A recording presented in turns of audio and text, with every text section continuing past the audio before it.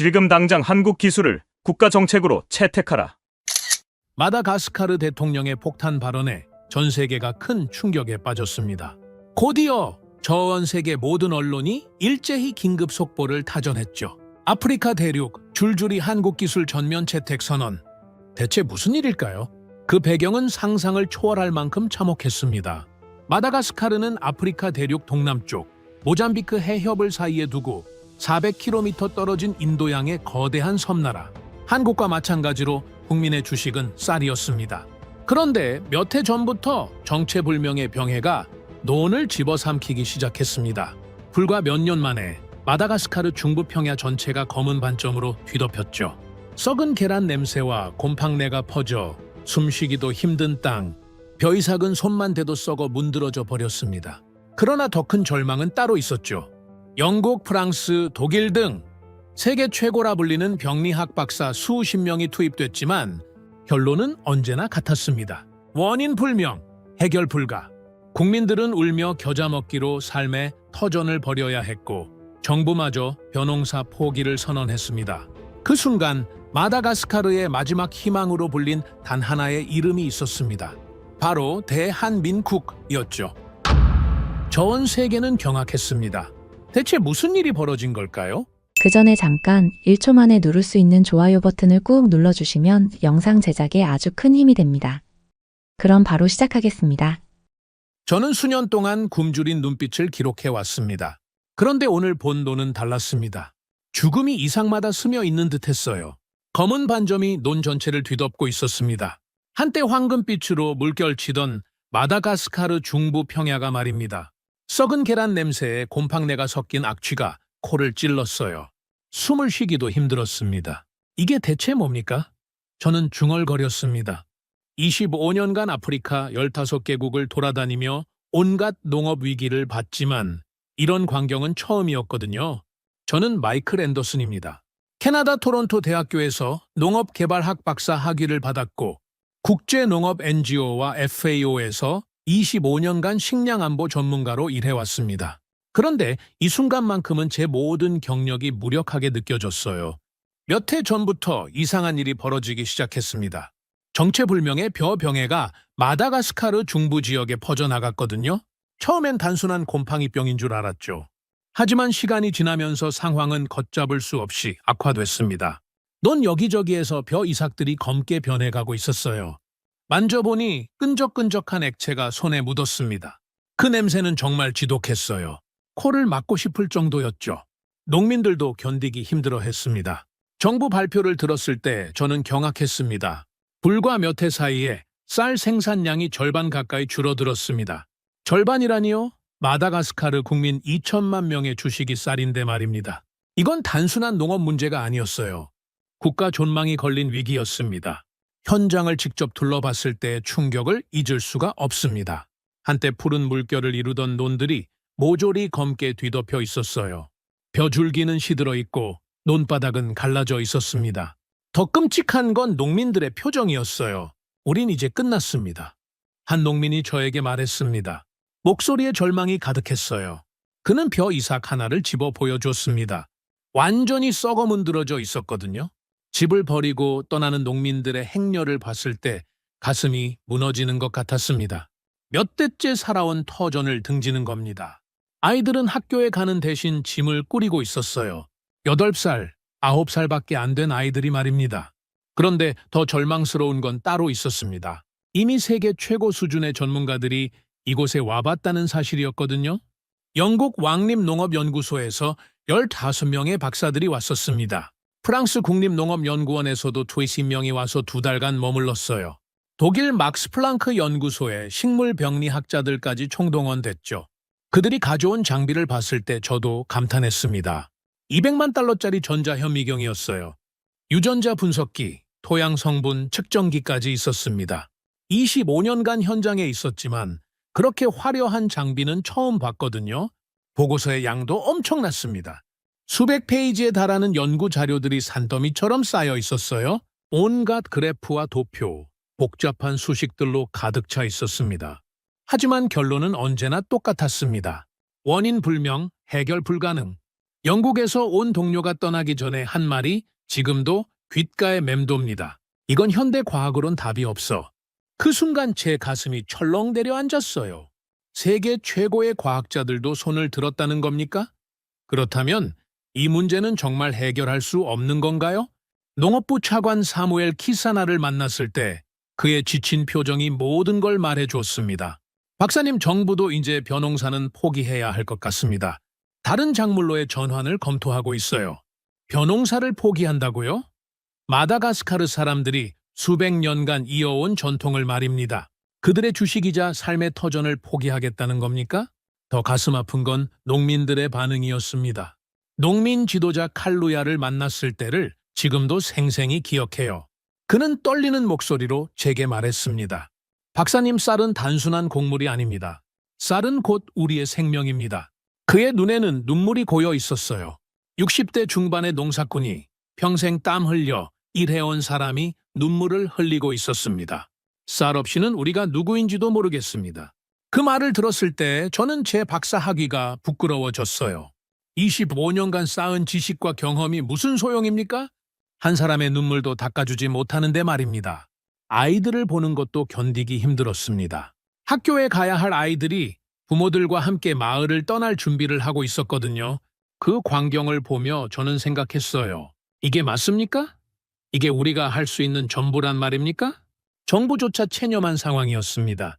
벼농사는 끝났다는 식의 분위기가 팽배했어요. 공동체 전체가 절망에 빠져 있었습니다. 그러던 어느 날 차관 사무엘 키사나가 갑자기 저를 불렀습니다. 뭔가 급한 일이 있는 것 같았어요. 그는 조심스럽게 말을 꺼냈습니다. 박사님, 다음 주에 한국에서 팀이 도착할 예정입니다. 한국이라고요? 저는 잠시 멍했습니다. 한국에서 농업 전문가가 온다는 건가 싶었어요. 그런데 차관의 다음 말이 더 놀라웠습니다. 그런데 팀장이 은퇴한 농부라고 합니다. 뭐라고 하셨습니까? 저는 귀를 의심했습니다. 은퇴한 농부요? 세계 최고의 박사들도 해결하지 못한 문제를 농부가 해결한다는 겁니까? 현장에 있던 농민들의 반응은 더 직설적이었습니다. 차관의 말이 떨어지자마자 웃음소리가 터져 나왔어요. 은퇴한 농부라고요? 박사님들도 못한 일을 농부가 한다고요? 비웃음이었습니다. 냉소적인 웃음이었어요. 칼루야도 고개를 저으며 말했습니다. 차관님, 농담이시죠? 지금까지 온 전문가들을 보세요. 영국, 프랑스, 독일에서 온 박사들도 실패했는데 말입니다. 다른 농민들도 웅성거렸어요. 또 시간 낭비군. 이번엔 아예 농부래. 우리를 바보로 보는 거 아냐? 분위기는 냉소와 실망으로 가득 찼습니다. 저도 솔직히 말하면 믿기지 않았습니다. 25년간 수많은 실패를 지켜봤거든요.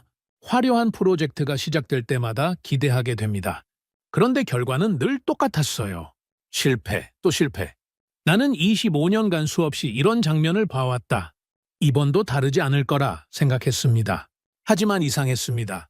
마음 한구석에서는 설명할 수 없는 호기심이 일었어요. 한국이라는 나라에 대해서는 잘 알고 있었습니다. 불과 몇십 년 전까지만 해도 식량 원조를 받던 나라였거든요. 1960년대에는 아프리카보다 가난했던 나라 말입니다. 그런 나라에서 농업 전문가가 온다고요? 그것도 은퇴한 농부가 팀장이라고요? 혹시 우리가 정말 놓친 게 있는 걸까요? 세계 최고의 연구소들이 200만 달러, 장비로도 찾지 못한 답을 정말 한 농부가 갖고 있을 수 있을까요? 그날 밤 저는 잠을 이룰 수 없었습니다. 머릿속이 복잡했어요. 차관의 말이 계속 맴돌았습니다. 팀장이 은퇴한 농부라고 합니다. 농민들의 비웃음 소리도 귓가에 남아 있었어요. 그들의 냉소를 이해할 수 있었습니다. 지금까지 얼마나 많은 희망이 무너졌겠습니까? 하지만 동시에 이런 생각도 들었어요. 절망은 이미 바닥을 쳤습니다. 더 나빠질 것도 없었거든요. 그런데 그 순간 한국이라는 두 글자가 제 귓가에 남았습니다. 설명할 수 없는 기묘한 기대감과 함께 말입니다. 그 한국 팀이 도착한다는 소식을 들었을 때 저는 솔직히 기대했습니다. 혹시 첨단 장비를 가득 실은 대형 트럭이라도 올까요? 아니면 젊은 박사들로 구성된 화려한 연구진일까요? 머릿속으로 그림을 그려봤습니다. 200만 달러짜리 장비들, 두꺼운 연구 보고서, 그리고 자신 있는 표정의 전문가들 말입니다. 공항으로 향하는 길에 차관 사무엘 키사나가 말했습니다. 박사님, 직접 확인해 보시죠. 정말 농부가 왔는지 말입니다. 저도 궁금했습니다. 도대체 어떤 사람들이 올까요? 공항 출국장 앞에서 기다렸습니다. 다른 농민 지도자들도 몇 명 와 있었어요. 칼루야도 의심스러운 표정으로 서 있었습니다. 박사님, 정말 한국에서 온다는 게 맞습니까? 그렇다고 하네요. 그런데 농부가 팀장이라니요. 믿어집니까? 저도 반신반의했습니다. 세계 최고 연구소에서도 해결 못한 문제를 말입니다. 출국장 문이 열렸습니다. 그런데 나온 건 제가 상상했던 모습과 전혀 달랐습니다. 노란 작업복을 입은 5명이 캐리어 몇 개만 끌고 나왔어요. 그게 전부였습니다. 대형 장비 상자도 없었고 화려한 연구진도 아니었습니다. 저분들이 한국팀입니까? 칼루야가 중얼거렸습니다. 저는 순간 당황했습니다. 너무 소박했거든요. 아니, 소박하다는 표현도 부족했어요. 그냥 평범한 사람들 같았습니다. 맨 앞에 선 사람이 눈에 들어왔습니다. 70대 중반쯤 되어 보이는 남자였어요. 키는 작았고 얼굴은 햇볕에 검게 그을려 있었습니다. 손은 거칠어 보였고 옷차림도 수수했죠. 그가 우리 쪽으로 걸어왔습니다. 그리고 두 손을 모으며 인사했어요. 안녕하십니까? 저는 박진호입니다. 목소리는 차분했습니다. 하지만 영어가 서툴러 보였어요. 한국에서 평생 벼농사만 지어왔습니다. 그 말을 들었을 때 제 심장이 멈춘 듯 했습니다. 정말이었습니다. 진짜 농부가 온 거였어요. 저는 거대한 장비 상자들을 예상했습니다. 하지만 눈앞에 놓인 건 낡은 캐리어 몇 개뿐이었어요. 이걸로 뭘 하겠다는 겁니까? 다른 팀원들을 소개받았습니다. 김도현이라는 젊은 박사가 있었어요. 농업과학자라고 했습니다. 하지만 그가 가진 장비라고는 간단한 현미경과 샘플 도구뿐이었죠. 이지은이라는 연구원도 있었습니다. 농업진흥청 출신이라고 했어요. 현장 조사를 담당한다고 하더군요. 한소라는 통역을 맡았습니다. 현지 농민들과 소통하는 역할이라고 했어요. 최성우는 기술원 직원이었습니다. 행정과 기술 지원을 담당한다고 하더군요. 모두 소박한 차림이었습니다.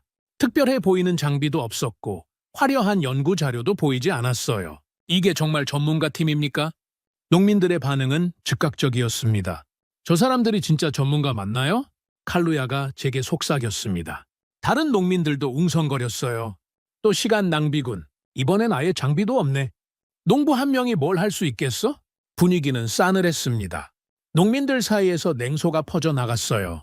마을 원로 하나가 고개를 저으며 말했습니다. 6년 동안 기다린 게 이거란 말이오? 농부 한 명이라니? 영국 박사들도 실패했는데 말이야. 프랑스 연구팀도 포기했잖아. 실망이 역력했습니다. 저도 솔직히 당황스러웠어요. 세계 최고 전문가들이 200만 달러 장비로도 풀지 못한 문제를 말입니다. 이 소박한 팀이 해결할 수 있을까요? 그런데 박진호는 전혀 흔들리지 않았습니다. 농민들의 냉소적인 시선에도 의연한 태도를 보였어요. 차분한 목소리로 말했습니다. 우선 논부터 봐야겠습니다. 논을 본다고요? 저는 의아했습니다. 네, 쌀이 무슨 이야기를 하는지 들어야지요. 쌀이 이야기를 한다고요? 농민들은 더욱 어리둥절했습니다. 나무가 말을 한다고? 논이 말을 한다고? 비웃음이 터져 나왔어요. 할아버지, 농담하시는 거죠? 그러나 박진호는 진지했습니다. 농민들의 반응에도 흔들리지 않았어요. 논은 거짓말하지 않습니다. 무엇이 잘못됐는지 분명히 말해줄 겁니다. 그 말을 들었을 때 저는 처음으로 머릿속이 복잡해졌습니다. 25년간 NGO 활동을 해왔지만 이런 시작은 처음이었거든요. 다른 전문가들은 항상 데이터와 보고서로 시작했습니다. 복잡한 그래프와 수치들을 보여주며 자신들의 계획을 설명했어요. 그런데 이 한국 농부는 논이 말을 들어보겠다고 합니다. 무슨 뜻일까요? 차관 사무엘 키사나도 난처한 표정이었습니다. 박진호 씨, 혹시 특별한 장비가 더 필요하신가요? 정부에서 지원해 드릴 수 있습니다. 아니요, 괜찮습니다. 박진호는 고개를 저었습니다. 필요한 건 눈과 손, 그리고 시간뿐입니다. 눈과 손이라고요? 농민들의 냉소는 더욱 심해졌습니다. 눈과 손으로 병을 고친다고? 200만 달러 장비로도 못한 걸 말도 안 되는 소리야. 분위기는 점점 악화됐어요. 농민들은 서로 눈을 마주치며 고개를 저었습니다. 그중 한 명이 큰 소리로 말했습니다. 우리가 바보로 보이나? 지금까지 얼마나 많은 전문가가 와서 실패했는데. 맞아, 이제 그만 속지 말자. 일부 농민들은 자리를 떠나기 시작했어요. 시간 낭비하지 말고 집에나 가자. 또 헛된 희망만 품게 될 거야. 칼루야는 망설이고 있었습니다. 가야 할지 남아야 할지 모르겠다는 표정이었어요. 저는 그 순간 이상한 감정에 휩싸였습니다. 한편으로는 농민들의 반응이 당연하다고 생각했어요. 지금까지 얼마나 많은 실망을 겪었겠습니까? 하지만 다른 한편으로는 박진호의 태도가 신경 쓰였습니다. 농민들의 냉소에도 전혀 흔들리지 않았거든요. 오히려 차분하고 확신에 찬 모습이었어요. 저는 25년간 이런 일을 해왔습니다. 박진호가 낮은 목소리로 말했습니다. 농사는 서두르는 게 아닙니다. 천천히 차근차근 해야 해요. 그리고 농민들을 바라보며 덧붙였어요. 선택은 여러분의 몫입니다. 하지만 노는 분명히 우리에게 말을 걸고 있습니다. 그 말을 듣고 저는 묘한 느낌을 받았습니다. 이 사람은 정말 뭔가 다른 것 같았어요. 자신감이 넘쳤지만 거만하지 않았고 겸손했지만 위축되지도 않았습니다. 25년 경력에 저도 처음 보는 유형이었어요. 농민들 중 일부는 여전히 냉소적이었습니다. 논이 말을 한다니 황당하기 그지없어. 농부 영감이 뭘 안다고. 하지만 몇몇은 다른 반응을 보였어요. 그래도 한국에서 왔잖아. 한국은 농업 선진국이라고 들었는데 조금만 기다려보자. 칼루야가 조심스럽게 입을 열었습니다. 박진호 씨, 정말로 이 병을 고칠 수 있다고 생각하십니까? 박진호는 잠시 생각하더니 대답했습니다. 확신할 수는 없습니다. 하지만 시도해볼 가치는 있다고 봅니다. 솔직한 대답이었어요. 과장하지도 않았고 거짓 희망을 주지도 않았습니다. 다만 한 가지는 확실합니다. 논이 우리에게 답을 줄 겁니다. 저는 그 순간 결정했습니다. 이 한국 농부를 지켜보기로 말입니다. 25년 경력의 직감이 뭔가 말하고 있었거든요. 이 사람은 다른 전문가들과 뭔가 다르다고 말입니다. 물론 성공할지는 알 수 없었어요. 실패할 가능성이 훨씬 높았습니다. 하지만 절망은 이미 바닥을 쳤습니다. 더 나빠질 것도 없었어요. 그리고 한 가지는 분명했습니다. 박진호라는 이 한국 농부는 제가 지금까지 만난 그 누구와도 다른 사람이라는 것 말입니다. 다음 날 아침 박진호는 농민들에게 말했습니다. 이제 논으로 가보겠습니다. 여전히 냉소적인 분위기였어요. 농민들 중 절반은 이미 자리를 떠났습니다. 또 시간 낭비일 거야 라며 고개를 저으며 말입니다. 남아있던 농민들도 반신반의했죠. 칼루야가 중얼거렸습니다. 정말 논에서 답을 찾을 수 있을까요? 저도 의문이었습니다. 세계 최고의 연구소에서도 답을 못 찾았는데 말입니다. 논으로 향하는 길에 박진호는 조용했습니다. 다른 팀원들도 마찬가지였어요. 김도현 박사가 간단한 현미경과 샘플 용기를 들고 있었지만 200만 달러 장비에 비하면 초라해 보였습니다. 병든 논에 도착했을 때 그 광경은 여전히 참혹했습니다. 검은 반점이 논 전체를 뒤덮고 있었어요. 썩은 냄새가 코를 찔렸습니다. 벼 이삭들은 모두 시들어 있었고 일부는 완전히 썩어 문드러져 있었죠. 농민들은 멀찍이 서서 지켜봤습니다. 저 냄새 때문에 가까이 갈 수도 없는데 라며 투덜거렸어요. 그런데 박진호는 주저하지 않고 논 속으로 들어갔습니다. 맨발로 말입니다. 신발을 벗으시는 겁니까? 저는 놀랐습니다. 다른 전문가들은 항상 장화를 신고 방호복까지 입었거든요. 박진호는 웃으며 대답했습니다. 발로 느껴야 합니다. 논의 상태를 말이죠. 그리고는 논에 들어서자마자 맨손으로 흙을 움켜쥐었습니다. 농민들이 소리쳤어요. 위험해요. 독성이 있을 수도 있는데. 하지만 박진호는 개의치 않았습니다. 흙을 코끝에 대고 냄새를 맡더니 중얼거렸어요. 이 냄새, 뭔가 다르군요. 뭐가 다르다는 겁니까? 저는 그 광경을 믿을 수 없었습니다. 25년간 현장에 있었지만 맨손으로 병든 토양을 만지는 전문가는 처음 봤거든요. 더 충격적인 일이 벌어졌습니다. 박진호가 병든 벼 이삭을 손가락으로 비비더니 그것을 입에 넣고 씹기 시작한 겁니다. 안 돼요. 저는 소리쳤습니다. 독성이 있으면 어쩌려고요? 농민들도 경악했어요. 미쳤나? 저걸 먹다니. 저러다 죽으면 어떡하지? 그런데 박진호는 태연히 웃으며 말했습니다. 괜찮습니다. 이 정도론 죽지 않아요. 그리고는 씹고 있던 이삭을 뱉더니 고개를 갸우뚱했어요. 이상하네요. 쓴맛이어야 하는데 이건 맵습니다. 쓴맛이 아니라 맵다고요? 저는 그 말을 이해할 수 없었습니다. 그게 뭐가 중요하다는 겁니까? 하지만 박진호는 진지한 표정이었어요. 김도현 박사에게 말했습니다. 도현 씨, 이거 기록해 두세요. 일반적인 곰팡이병과는 다른 양상입니다. 김도현이 작은 노트에 뭔가 적었습니다. 하지만 저는 여전히 이해가 안 됐어요. 맛으로 병을 진단한다는 겁니까? 박진호는 계속해서 논 곳곳을 돌아다녔습니다. 돋보기를 들고 벼 이삭과 잎을 자세히 관찰했어요. 그리고는 작은 노트에 뭔가 열심히 적었습니다. 뭘 기록하시는 겁니까? 저는 궁금해서 물었습니다. 박진호가 노트를 보여줬어요.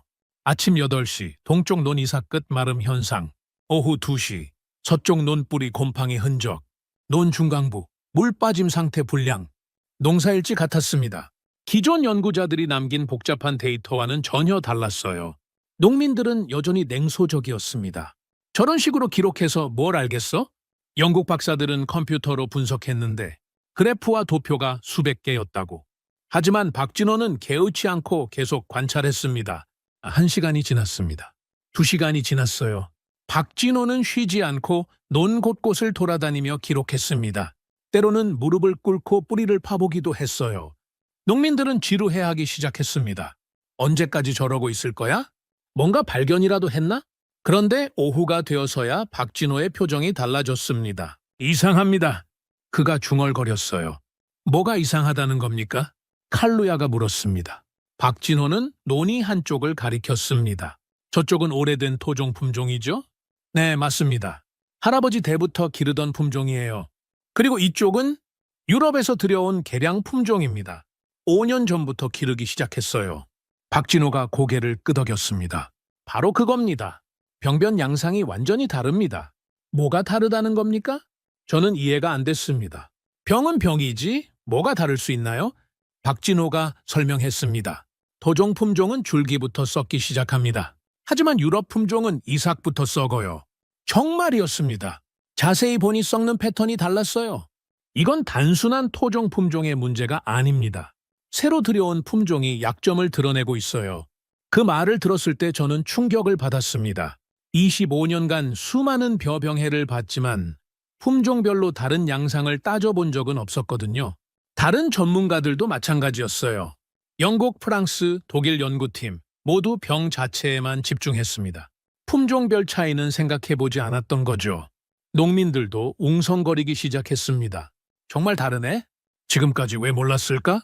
외국 박사들도 못 봤던 건데 칼루야가 박진호에게 물었습니다. 그럼 이게 해답입니까? 아직 모릅니다. 하지만 중요한 단서는 찾은 것 같아요. 박진호는 신중했습니다. 성급한 결론을 내리지 않았어요. 더 관찰해 봐야 합니다. 논이 우리에게 말해주는 것들을 놓치면 안 돼요. 그 말을 듣고 저는 생각했습니다. 논이 말해준다는 게 이런 뜻이었구나. 기계나 컴퓨터가 아니라 직접 보고 느끼고 기록하는 거였어요. 그리고 세심하게 관찰하면서 차이점을 찾아내는 것 말입니다. 농민들의 태도도 조금씩 바뀌고 있었습니다. 처음엔 비웃던 사람들이 하나둘 다가와서 박진호의 기록을 지켜봤어요. 저분은 적어도 논을 만지고 있군. 칼루야가 중얼거렸습니다. 다른 외국인들은 기계만 보더니 맞아, 현미경만 들여다봤지. 논에 들어오지도 않았잖아. 작은 변화였지만 분명한 변화였습니다. 박진호는 해가 질 때까지 관찰을 계속했습니다. 쉬지도 않고 말이에요. 피곤하지 않으십니까? 제가 물었습니다. 괜찮습니다. 농사꾼은 원래 이런 거예요. 그리고 웃으며 덧붙였습니다. 논이 아직 할 말이 많은 것 같거든요. 저녁이 되어서야 박진호는 관찰을 마쳤습니다. 작은 노트에는 빼곡히 기록이 적혀 있었어요. 시간별, 위치별, 품종별로 세세하게 말입니다. 농민들이 물었습니다. 오늘 뭔가 발견하셨나요? 중요한 단서를 하나 찾았습니다. 박진호가 대답했습니다. 하지만 서두르면 안 돼요? 논이 더 많은 걸 알려줄 테니까. 그날 밤 저는 잠을 이룰 수 없었습니다. 박진호의 말이 귓가에 맴돌았어요. 쓴맛이 아니라 맵습니다. 품종별로 병변 양상이 다릅니다. 나는 25년간 현장에 있으면서도 놓친 것들이 이렇게 많았구나. 그런 생각이 들었습니다. 복잡한 장비와 화려한 보고서에만 의존했던 건 아닐까요? 정작 중요한 건 놓치고 말입니다. 박진호가 병든 이삭을 씹었을 때의 표정이 계속 떠올랐어요. 망설임이 없었습니다. 두려워하지도 않았고요. 25년 경력에 제가 하지 못한 일을 은퇴한 농부가 거침없이 해낸 겁니다. 그리고 품종별 차이를 발견한 것도 놀라웠어요. 수백 명의 전문가가 놓친 걸 하루 만에 찾아낸 거니까요. 혹시 이 한국 농부가 정말 답을 갖고 있는 건 아닐까요? 농민들의 반응도 달라지고 있었습니다. 처음엔 냉소적이었지만 이제는 작은 호기심을 보이고 있어요. 칼루야가 마지막에 한 말이 기억났습니다. 이번엔 조금 다를지도 몰라. 정말 다를까요? 25년간 수없이 봐온 실패의 패턴과 다를 수 있을까요?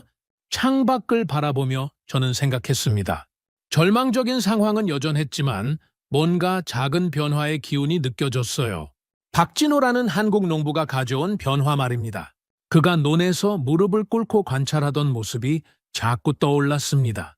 맨손으로 흙을 만지고 병든 이삭을 씹으면서도 흔들리지 않던 모습 말이에요.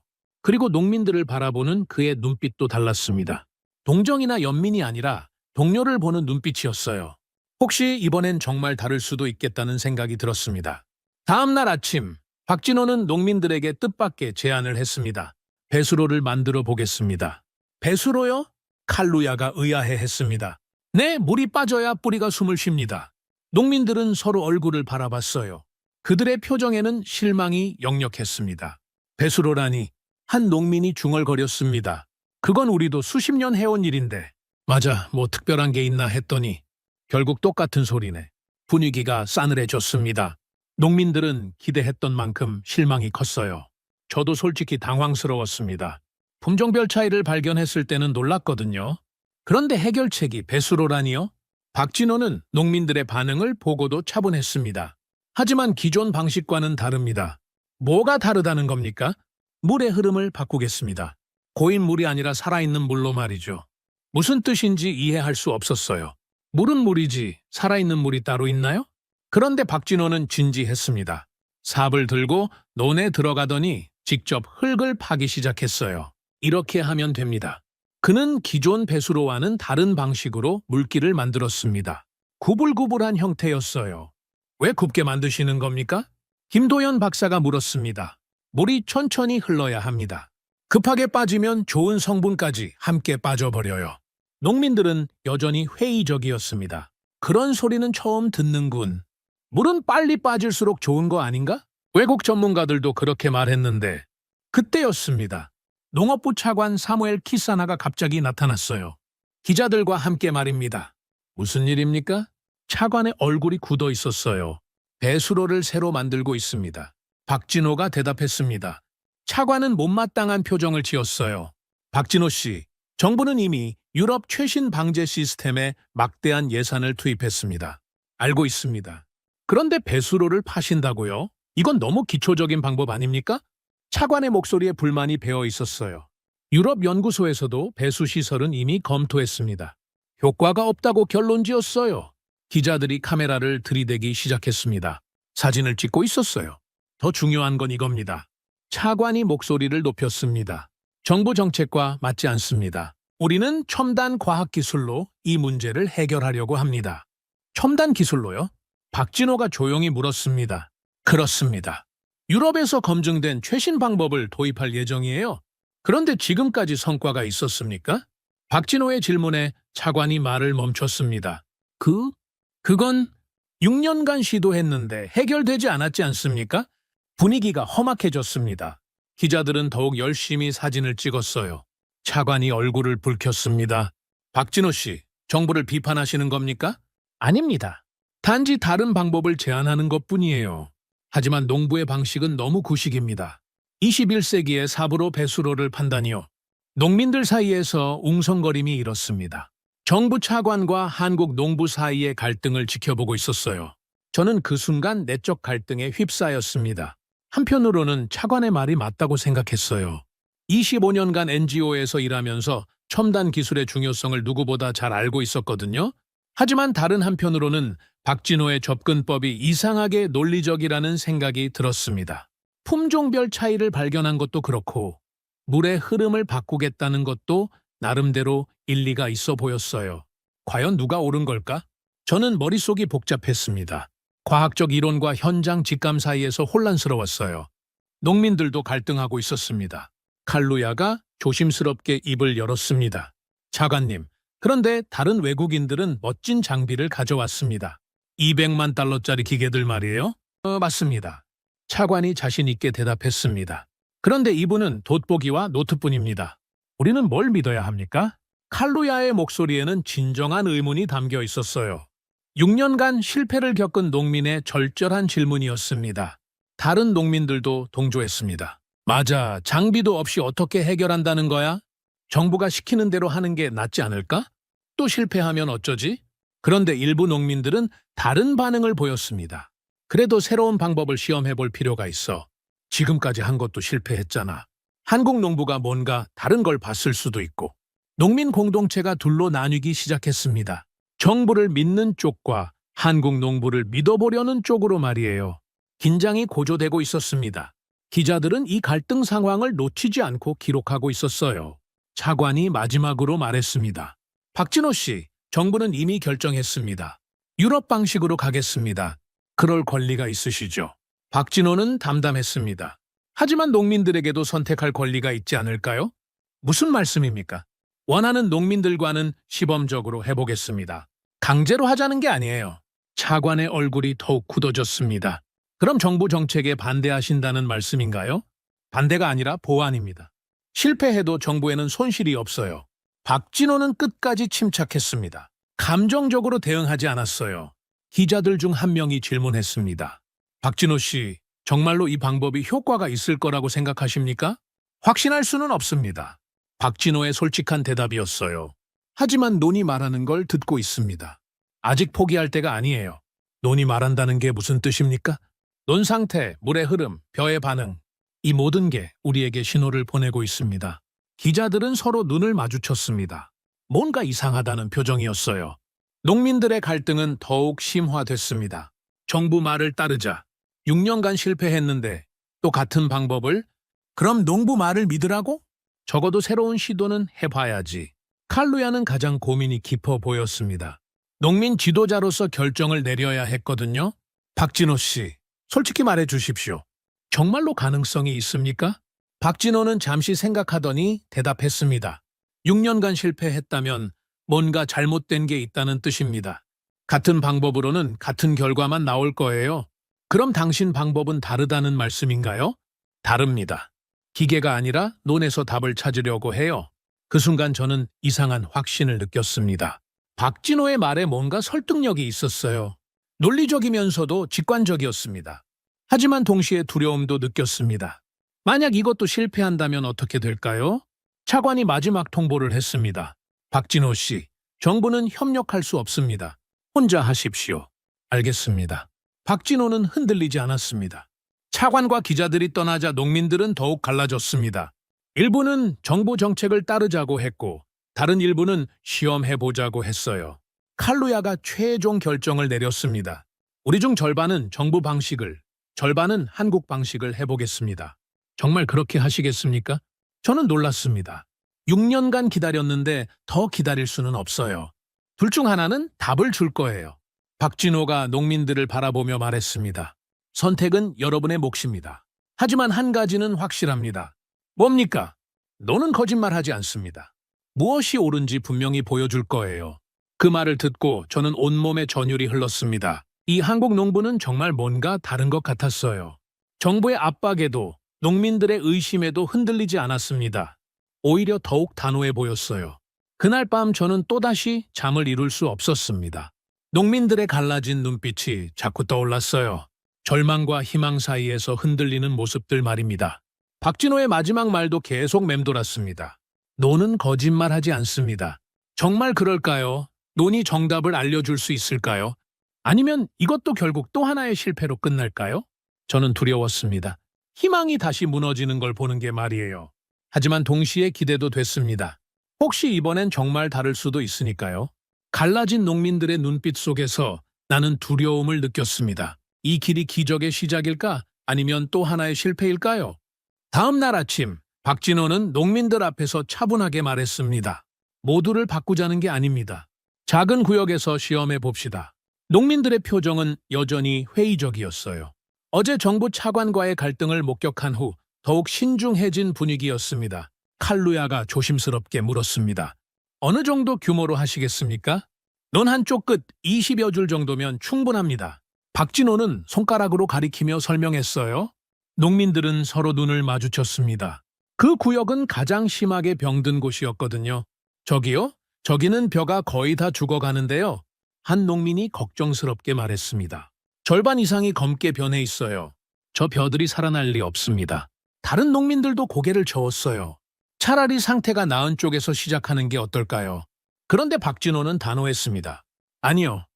가장 아픈 곳에서 시작해야 해요. 왜 그렇습니까? 거기서 살아나면 다른 곳은 더 쉬울 거예요. 반대로 쉬운 곳에서 성공해봐야 의미가 없습니다. 그 말에 저는 감탄했습니다. 논리적이면서도 용기 있는 선택이었어요.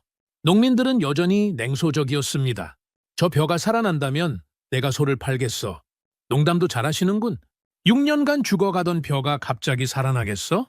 비웃음이 농민들 사이에서 퍼졌습니다. 박진호는 개의치 않고 시범구역으로 향했어요. 김도현 박사와 이지은 연구원이 뒤따랐습니다. 가까이에서 본 그 구역은 정말 참혹했습니다. 벼 이삭들은 검게 타들어가 있었고 줄기는 부러져 있었어요. 논바닥은 갈라져 있었고 악취가 코를 찔렀습니다. 정말 여기서 시작하시겠습니까? 김도현 박사가 다시 한번 물었습니다. 네, 여기서 시작합니다. 박진호는 주저하지 않고 논에 들어갔어요. 첫 번째 작업은 배수로 재정비였습니다.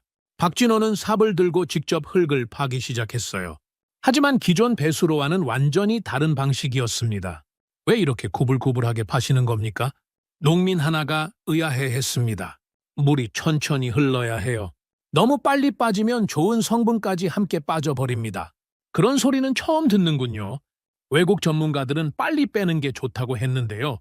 농민들은 여전히 이해하지 못했어요. 박진호가 설명했습니다. 급류와 서류를 생각해 보세요. 급류에는 물고기가 살기 어렵지만 서류에는 많은 생명이 삽니다. 논도 그런 겁니까? 맞습니다. 논도 하나의 생태계거든요. 그 말을 듣고 저는 놀랐습니다. 논을 생태계로 보는 관점이 신선했어요. 배수로를 다 만드는데 2시간이 걸렸습니다. 박진호는 쉬지 않고 일했어요. 70대 중반의 나이에도 불구하고 말입니다.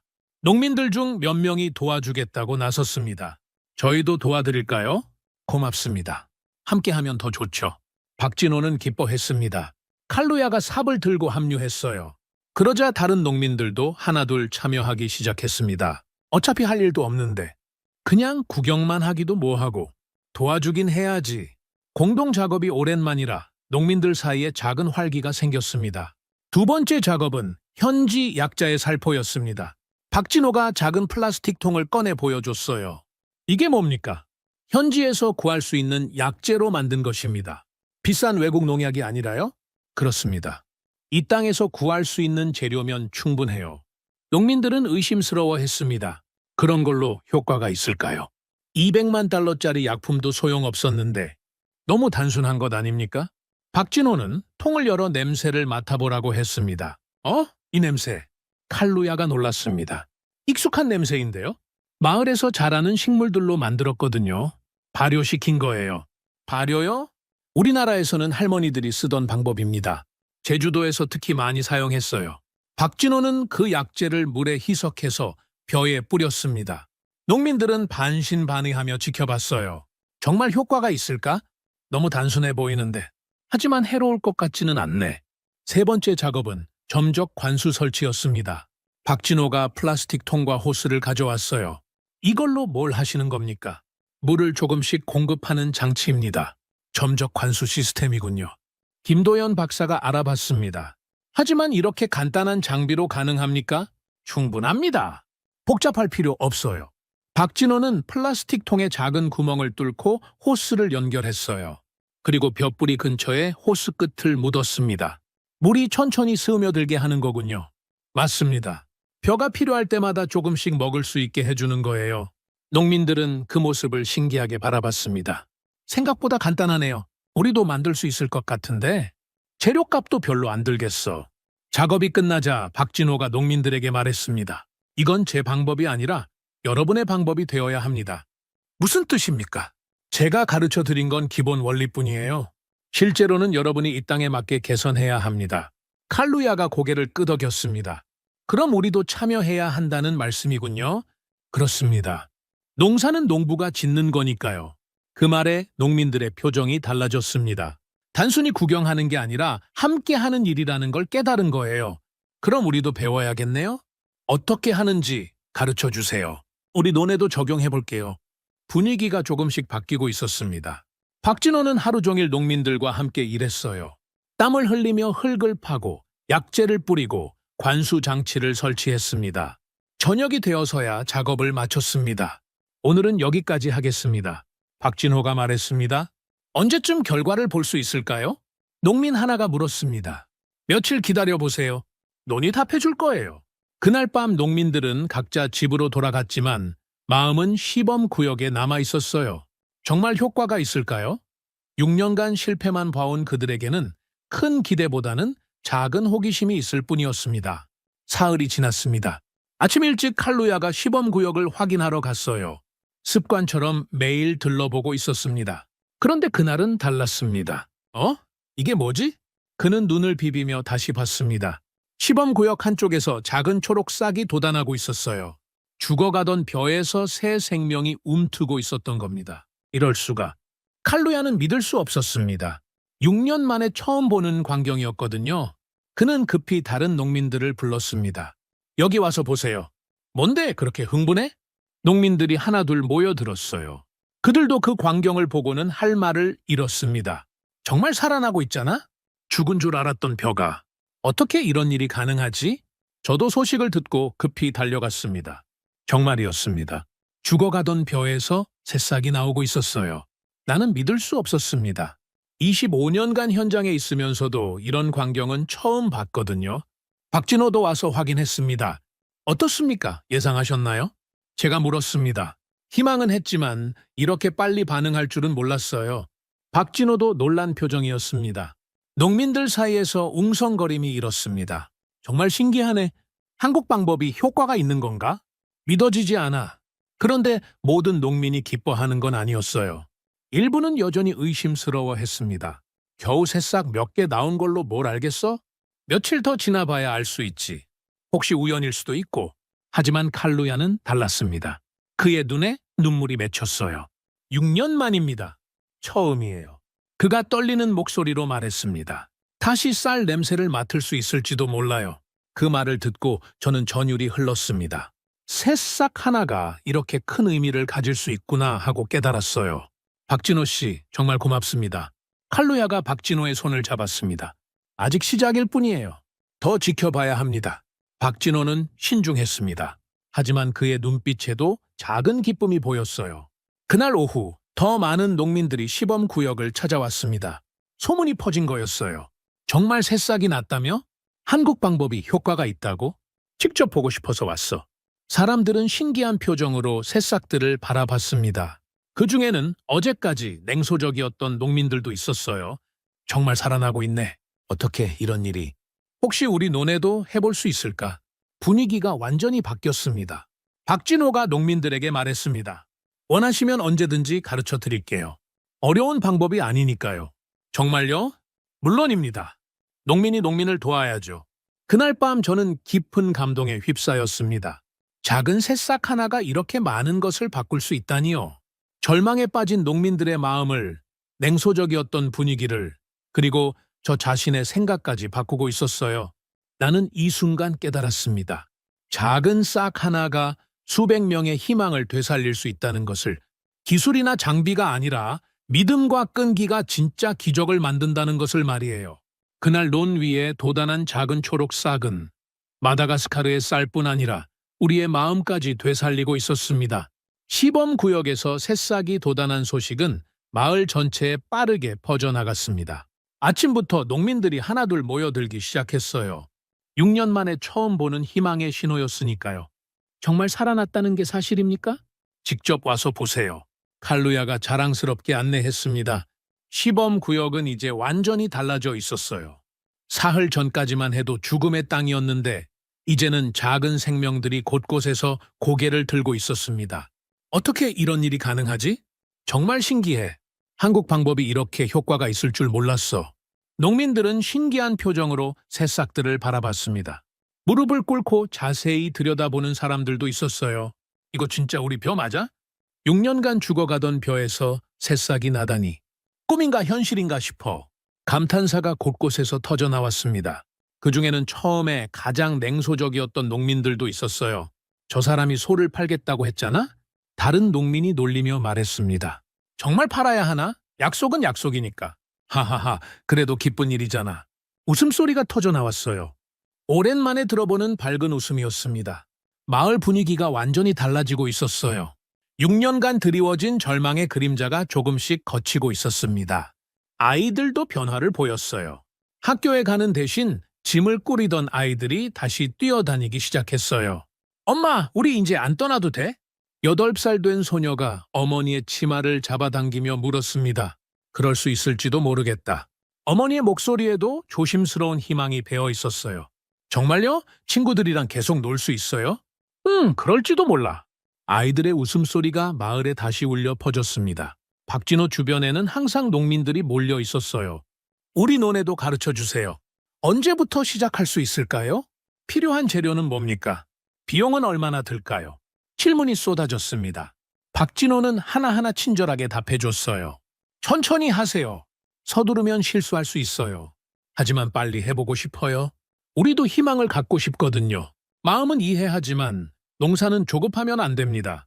논이 준비될 때까지 기다려야 해요. 그의 차분한 태도가 농민들에게 안정감을 줬어요. 이지은 연구원이 농민들을 대상으로 교육을 시작했습니다. 배수로는 이렇게 구불구불하게 만드시면 됩니다. 왜 굽게 만들어야 하나요? 물이 천천히 흐르게 하는 게 핵심이에요. 급하게 빠지면 좋은 성분까지 함께 빠져버립니다. 아, 그런 이유가 있었군요. 약재는 현지 식물로 충분합니다. 비싼 외국 약품이 필요한 게 아니에요.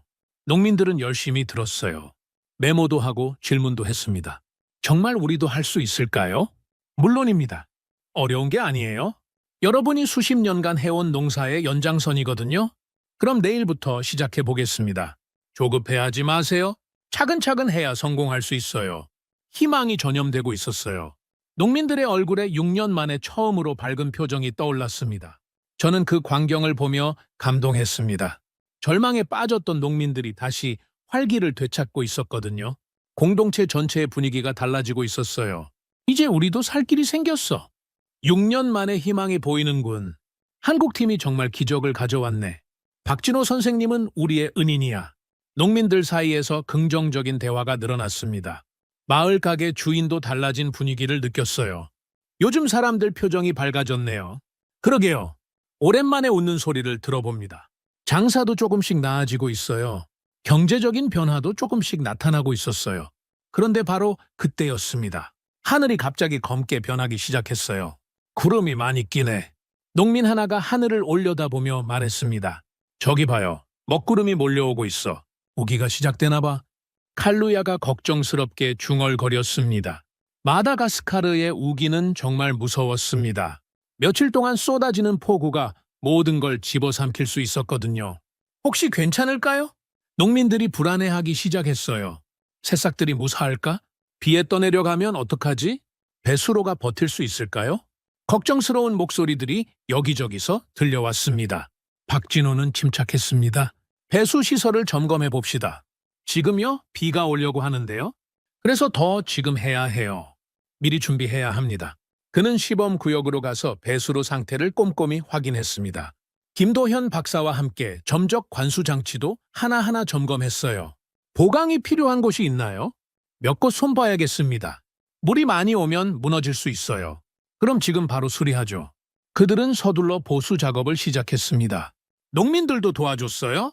모두가 새싹들을 지키고 싶었거든요. 저희도 도와드릴게요. 감사합니다. 함께하면 더 든든하죠. 칼루야를 비롯해 10명이 넘는 농민들이 나서서 도왔습니다. 돌을 나르고 흙을 다지고 배수로를 보강했어요. 점적 관수통도 더 단단히 고정했습니다. 이 정도면 될까요? 최선을 다했어요. 이제 하늘에 맡기는 수밖에 없죠. 작업을 마치고 나니 이미 첫 빗방울이 떨어지기 시작했습니다. 하지만 자연의 힘은 예상보다 훨씬 강했습니다. 그날 밤부터 비가 내리기 시작했어요. 처음에는 부슬부슬 내리던 비가 점점 세져갔습니다. 새벽 무렵에는 거센 바람까지 불기 시작했어요. 창문을 꽉 닫아야겠어. 지붕이 날아갈까봐 무섭네. 농민들은 집안에서 걱정스럽게 밖을 바라봤어요. 다음 날 아침 폭우가 본격적으로 쏟아지기 시작했어요. 하늘이 뚫린 것처럼 물이 쏟아져 내렸습니다. 천둥과 번개까지 동반했어요. 이렇게 많이 올 줄 몰랐는데 올해 우기가 유독 심한 것 같아. 시범구역은 괜찮을까? 농민들은 집 안에서 애타우며 밖을 바라봤어요. 비는 하루 종일 계속됐습니다. 이틀, 사흘. 마을 길도 물에 잠겼어요. 논들은 점점 물바다로 변해갔습니다. 이런 폭우는 처음 봐. 정말 무서워. 우리 집도 괜찮을까? 공포감이 마을 전체를 덮었습니다. 시범구역은 어떻게 됐을까? 칼루야가 애타게 중얼거렸습니다. 새싹들이 무사할까? 배수로가 버텼을까? 하지만 밖으로 나갈 수도 없었어요. 비가 너무 세게 내렸거든요. 사흘째 되는 날, 비가 조금 약해졌습니다. 칼루야와 몇몇 농민들이 급히 시범구역으로 달려갔어요. 어서 가봅시다. 궁금해 죽겠어요. 저도 따라가겠습니다. 박진호와 김도현 박사도 함께 갔습니다. 그들이 본 광경은 정말 충격적이었습니다. 논이 완전히 물바다로 변해 있었어요. 배수로는 여기저기 무너져 있었고 점적 관수 장치는 흩어져 있었습니다. 에이? 칼루야가 절망적인 소리를 내뱉었습니다. 가장 충격적인 건 새싹들이었어요. 불과 며칠 전까지 희망의 신호였던 그 새싹들이 물에 잠겨 있었습니다. 보이지도 않았어요. 다 망쳤어. 역시 헛된 희망이었나 봐. 또 실패했어. 농민들의 목소리에 절망이 가득했어요. 6년간 기다린 게 이거야? 왜 우리는 항상 이런 일만 생기는 거지?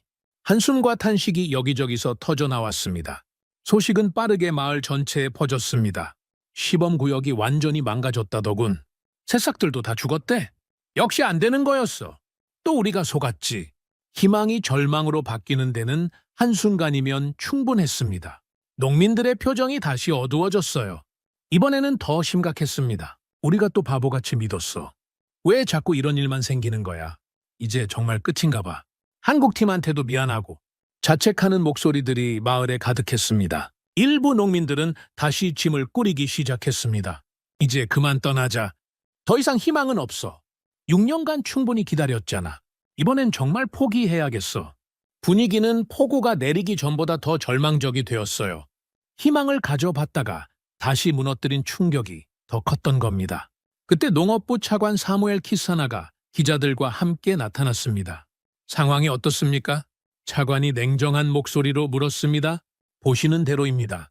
칼루야가 힘없이 대답했어요. 한국식 농법도 결국 자연 앞에서는 무력했군요. 차관의 목소리에 안타까움보다는 예견된 결과라는 뉘앙스가 배어 있었습니다. 기자들이 카메라를 들이대기 시작했어요.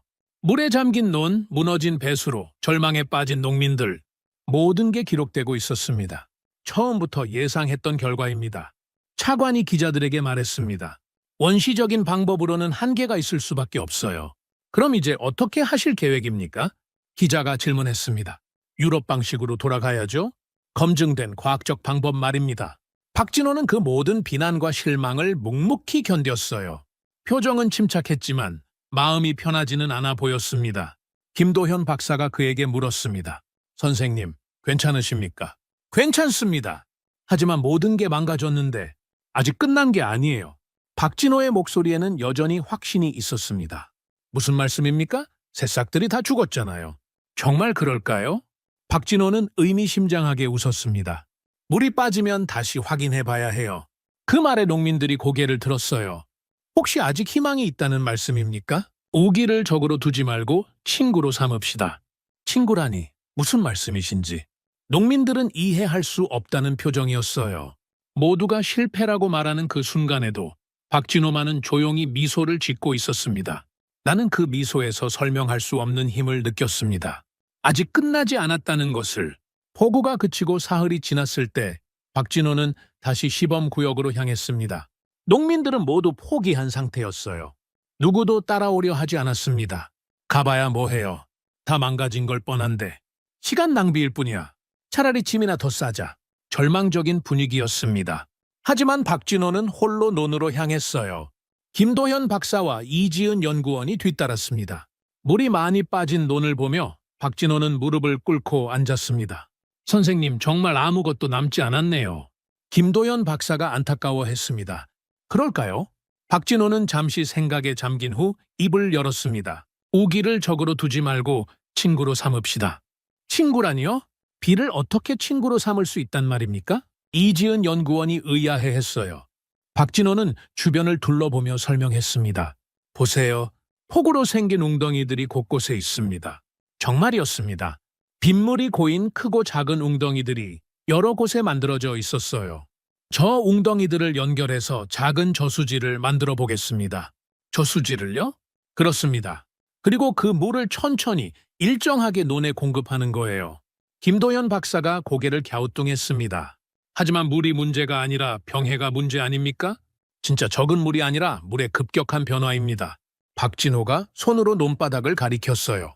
가뭄 때는 바싹 마르고 우기 때는 물에 잠기고 이런 급변이 벼를 약하게 만드는 거예요. 아, 그런 관점에서 보신 거군요. 안정된 습도가 벼를 지켜줄 겁니다. 그 말에 저는 감탄했습니다. 물을 적으로 보는 게 아니라 활용할 자원으로 보는 발상의 전환이었어요. 소문을 들은 칼루야가 몇몇 농민들과 함께 나타났습니다. 정말 다시 시작하시는 겁니까? 네, 시작해야죠. 하지만 새싹들이 다 죽었는데요. 박진호는 웅덩이 하나를 가리키며 말했습니다.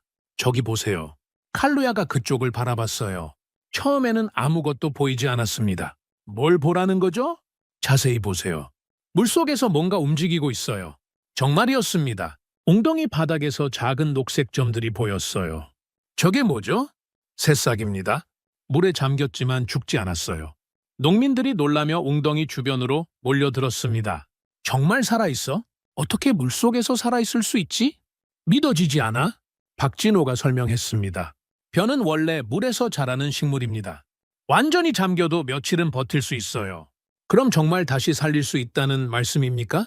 칼루야의 목소리에 조심스러운 기대가 배어 있었습니다. 시도해볼 가치는 있습니다. 박진호는 단호했습니다.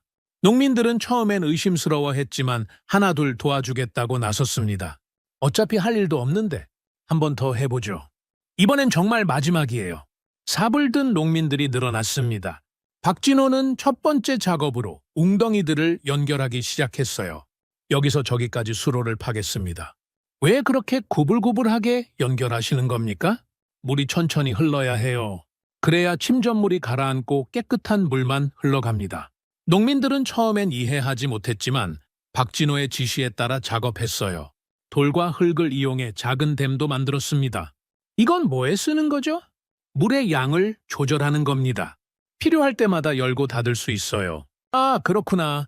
2시간 만에 간단한 저수 시스템이 완성됐습니다. 웅덩이 3개가 수로로 연결되고 그 물이 천천히 논으로 흘러들어갔어요. 정말 신기하네. 물이 일정하게 공급되고 있어. 이런 방법이 있었구나. 농민들은 신기해했습니다. 두 번째로 박진호는 현지 자원을 이용한 약재를 만들기 시작했어요.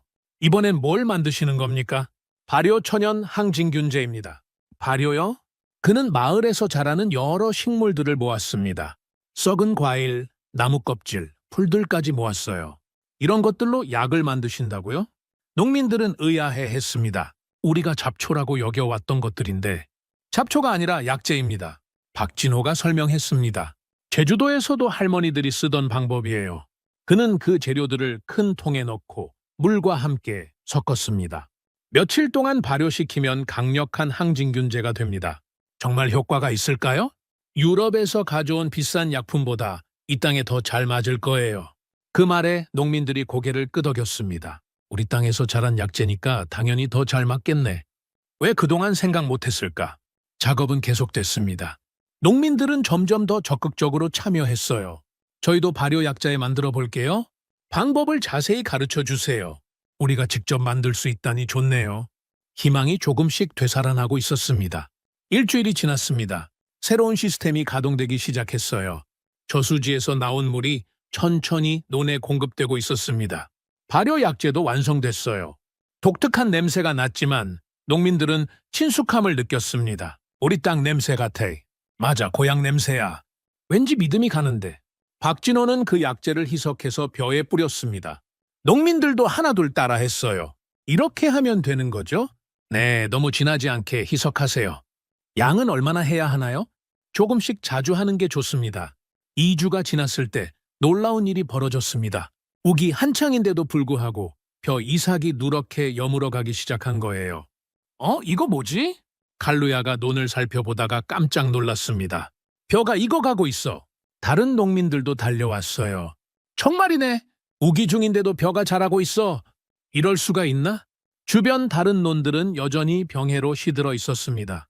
하지만 시범 구역만은 달랐어요. 오히려 더 힘차게 자라고 있었습니다. 저는 그 광경을 보고 숨이 막혔습니다. 25년 경력에서 이런 광경은 본 적이 없었어요. 우기 속에서도 벼가 성장하다니. 박진호 선생님, 이게 정말 가능한 일입니까? 제가 물었습니다. 논이 건강해진 겁니다. 물을 적으로 여기지 않고 친구로 받아들인 거예요. 친구로 받아들인다는 게 이런 뜻이었군요. 맞습니다. 자연과 싸우는 게 아니라 함께하는 거예요. 농민들 사이에서 환호성이 터져 나왔습니다. 우리가 해냈어. 정말 살아났다. 기적이야, 기적. 칼로야의 눈에는 눈물이 흘렀어요. 6년 만에 다시 벼가 자라는 걸 봅니다. 이제 정말 희망이 생겼어요. 마을 전체가 들썩였습니다. 소문이 빠르게 퍼져나갔거든요. 시범구역에서 기적이 일어났다더라. 우기 중인데도 벼가 자란다고? 한국 방법이 정말 통했나 봐. 사람들이 구경하러 몰려들었습니다. 한 달 후 첫 수확을 했습니다. 결과는 놀라웠습니다. 평소보다 70% 이상 많은 쌀을 거둘 수 있었어요. 이럴 수가. 농민들은 믿을 수 없다는 표정이었습니다. 6년간 굶주렸는데 이제 남을 만큼 많이 났어. 정말 꿈 같아. 한국 선생님 덕분이야. 칼루야가 박진호의 손을 잡고 말했습니다. 선생님, 우리를 살려주셔서 고맙습니다. 제가 한 게 아니라 여러분이 해낸 겁니다. 박진호는 겸손했습니다. 저는 방법만 알려드렸을 뿐이에요. 하지만 선생님이 없었다면 불가능했을 거예요. 농민들이 환호했습니다. 우린 다시 살아났다. 이제 아이들을 학교에 보낼 수 있어. 집도 다시 지을 수 있겠어. 기쁨의 눈물이 곳곳에서 흘렀습니다. 그때 농업부 차관 사무엘 키사나가 기자들과 함께 나타났습니다. 이번에는 놀란 표정이었어요. 이게 정말 같은 논입니까? 네, 맞습니다. 칼루야가 자랑스럽게 대답했습니다. 차관은 황금빛으로 익은 벼를 바라보며 할 말을 잃었어요. 어떻게 이런 일이 가능합니까? 우기를 친구로 삼았습니다. 박진호가 차분히 설명했습니다. 기자들이 열심히 사진을 찍었어요. 이번에는 완전히 다른 헤드라인이 나올 거였습니다. 한국 농부 마다가스카르에서 기적 창조. 우기도 이긴 한국의 농업 기술. 절망을 희망으로 바꾼 놀라운 역전. 언론의 태도가 180도 바뀌었어요. 차관도 박진호에게 고개를 숙였습니다. 우리가 틀렸습니다. 죄송합니다. 괜찮습니다. 의심하시는 게 당연했어요. 앞으로 정부도 이 방식을 적극 지원하겠습니다. 농민들은 기뻐했습니다. 이제 정부도 우리 편이야. 한국 방식이 인정받았어. 우리가 성공한 거야. 그날 밤 마을 전체가 축제 분위기였습니다. 오랜만에 쌀밥을 지어 먹을 수 있었거든요. 6년 만에 먹어보는 우리 쌀이야. 정말 맛있어. 눈물이 날 것 같아. 아이들도 뛰어다니며 즐거워했어요. 우리 이제 안 떠나도 돼? 응. 이제 계속 여기 살 수 있어. 정말 좋아. 웃음소리가 마을을 가득 채웠습니다. 저는 그 광경을 보며 깊은 감동에 휩싸였습니다. 박진호가 가져온 건 단순한 농업 기술이 아니었어요. 절망을 희망으로, 죽음을 생명으로 바꾼 기적이었습니다. 논에서 흘러내리던 물방울이 더는 절망의 눈물이 아니었어요. 그것은 새로운 희망의 강물이 되어 마다가스카르를 살리고 있었습니다. 성공적인 첫 수확 이후 몇 달이 지나면서 마을 전체에 놀라운 변화가 일어났습니다. 가장 눈에 띄는 변화는 농민들의 자세였어요. 칼루야가 마을 회의에서 힘차게 말했습니다. 우린 더 이상 정부 지시만 따르는 농민이 아닙니다. 무슨 말씀이세요? 다른 농민이 물었습니다. 우리가 스스로 길을 찾을 수 있다는 걸 증명했지 않습니까? 그의 목소리에는 자신감이 넘쳤어요. 6년간 우린 정부가 뭔가 해주기만 기다렸어요. 외국 전문가들이 와서 해결해주기만 바랐고요. 맞습니다. 우린 항상 수동적이었죠. 하지만 이번엔 달랐습니다. 우리가 직접 배우고 직접 실천했어요. 칼루야의 말에 농민들이 고개를 끄덕였습니다. 이제 우리는 박진호 선생님의 제자입니다. 그 말이 떨어지자 박수 소리가 터져 나왔어요. 맞아. 우리가 제자야. 한국 농법을 배운 제자들. 이제 우리도 스승이 될 수 있어. 농민들은 더 이상 도움을 기다리는 사람들이 아니었어요. 스스로 문제를 해결하는 사람들로 변해 있었습니다. 마을 곳곳에서 자발적인 움직임이 일어났습니다. 우리도 배수로를 새로 만들어 봅시다. 저수지도 더 크게 만들면 어떨까요? 발효약자에 만드는 방법을 완전히 익혀야겠어요. 농민들은 스스로 그룹을 만들어 서로 가르치고 배우기 시작했어요. 여기는 이렇게 하면 더 좋을 것 같은데 제가 해보니까 이 방법이 더 효과적이더라고요. 우리 경험을 공유합시다. 놀라운 건 그들이 박진호가 가르쳐준 기본 원리를 바탕으로 새로운 아이디어들을 만들어내고 있다는 점이었어요. 선생님이 가르쳐주신 건 기초였어요. 한 농민이 말했습니다. 우리가 이 땅에 맞게 개선해야 한다고 하셨잖아요. 맞아, 우리가 더 잘 알아. 이 땅의 주인은 우리니까. 자부심이 넘쳤습니다. 특히 인상적인 건 농민들이 만든 농민 교육 모임이었어요. 매주 한 번씩 모여서 경험을 나누고 새로운 방법을 시험해보는 모임이었습니다. 지난주에 제가 시도한 방법을 소개하겠습니다. 그거 효과 있었나요? 네, 생각보다 좋더라고요. 여러분도 해보세요. 저는 실패한 경험을 말씀드릴게요. 이렇게 하시면 안 됩니다. 성공 경험뿐 아니라 실패 경험까지 공유했어요. 서로에게서 배우려는 자세였습니다. 박진호는 그런 농민들을 보며 흐뭇해했어요. 이제 정말 제 역할은 끝난 것 같습니다. 무슨 말씀이세요? 여러분이 스스로 할 수 있게 됐으니까요. 하지만 아직 배울 게 많아요. 배우는 것보다 가르치는 게 더 중요합니다. 이웃 마을에도 전해주세요. 농민들의 눈이 반짝였어요. 우리가 다른 마을에 가르쳐 준다고요? 물론이죠. 여러분이 가장 잘할 수 있어요. 정말로 농민들은 인근 마을로 가서 자신들의 경험을 전하기 시작했습니다. 우리가 성공한 방법이 있어요. 한국에서 배운 건데 정말 효과가 있어요. 우리가 직접 가르쳐 드릴게요. 소문은 빠르게 퍼져나갔습니다. 놀라운 건 농민들이 가르치는 방식이었어요. 전문가들처럼 복잡한 이론을 설명하는 게 아니라 자신들의 실제 경험을 생생하게 전해주는 거였습니다. 처음에 저희도 반신반의했어요. 하지만 직접 해보니까 정말 효과가 있더라고요. 실패도 많이 했어요. 그런 것들까지 다 알려드릴게요. 현실적이고 솔직한 접근이었어요. 그래서 더욱 설득력이 있었습니다. 한편 정부의 반응도 완전히 달라졌습니다. 농업부 차관 사무엘 키사나가 정식 기자회견을 열었어요. 오늘 중요한 발표를 하겠습니다. 기자들이 몰려들었습니다. 정부는 한국팀의 농업 방식을 공식적으로 인정합니다. 그동안의 입장과 완전히 바뀐 건가요? 한 기자가 질문했습니다. 그렇습니다. 우리가 틀렸음을 인정합니다. 차관의 목소리는 진심이 느껴졌어요.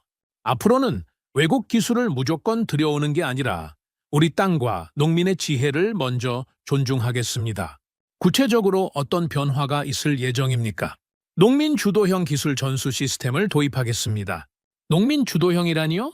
농민들이 직접 배우고 농민들이 다른 농민들을 가르치는 시스템입니다. 이는 혁신적인 정책 변화였어요. 전문가 중심이 아니라 농민 중심으로 바뀌는 거군요. 맞습니다. 이번 일로 깨달았습니다. 진짜 전문가는 현장에 있는 농민들이라는 것을요.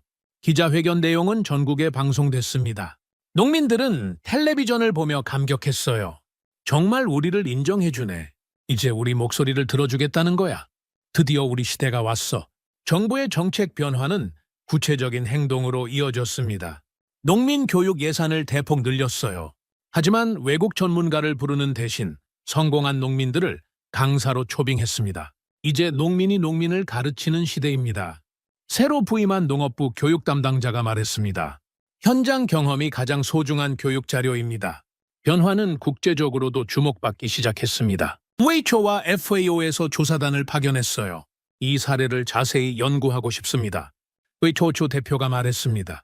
다른 아프리카 국가들도 같은 문제를 겪고 있거든요. 우리 경험을 나누겠습니다. 칼루야가 당당하게 대답했어요. 조사 과정에서 놀라운 사실이 밝혀졌습니다. 이 마을의 쌀 생산량이 전국 평균보다 200% 높습니다. FAO 조사관이 흥분해서 말했습니다. 병의 발생률은 80% 감소했고요. 경제적 효과도 놀랍습니다.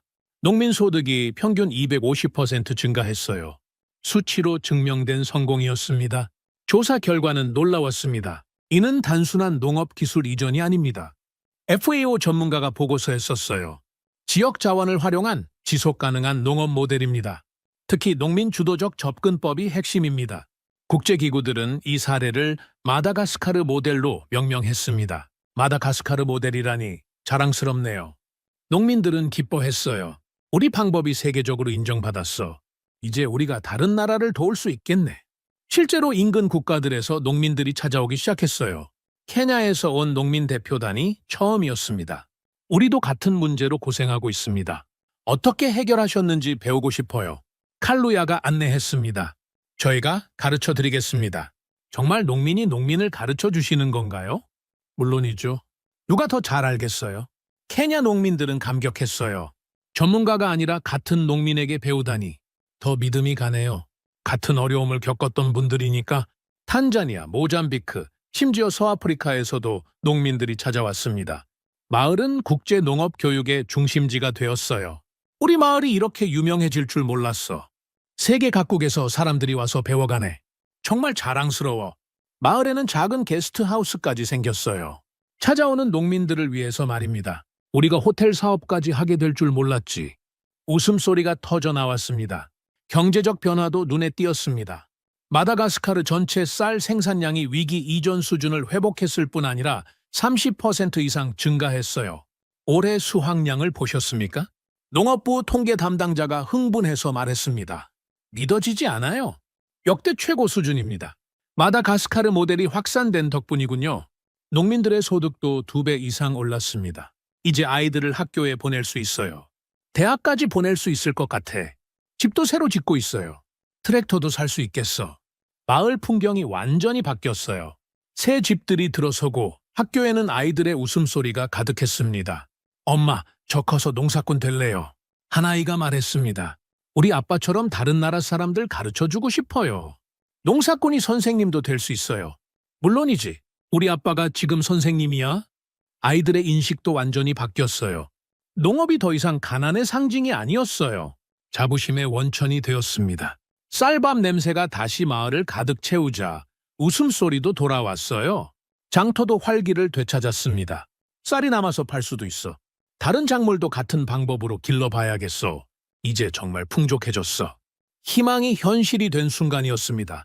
국제 언론들도 주목하기 시작했습니다. CNN에서 우리 마을 취재하러 온다고 해. BBC에서도 방송한다더라. 한국 방송국에서도 온다고 하네. 세계적인 관심이었어요. 특히 한국에 대한 인식 변화가 놀라웠습니다. 한국이 이렇게 대단한 나라였구나. 경제 발전만 잘한 게 아니라 농업도 최고네. 한국 사람들의 정신이 정말 대단해. 포기하지 않는 끈기. 그게 한국의 힘인가 봐. 마다가스카르 사람들의 한국에 대한 존경심은 하늘을 찔렀습니다. 저는 이 모든 변화를 지켜보며 깊은 깨달음을 얻었습니다.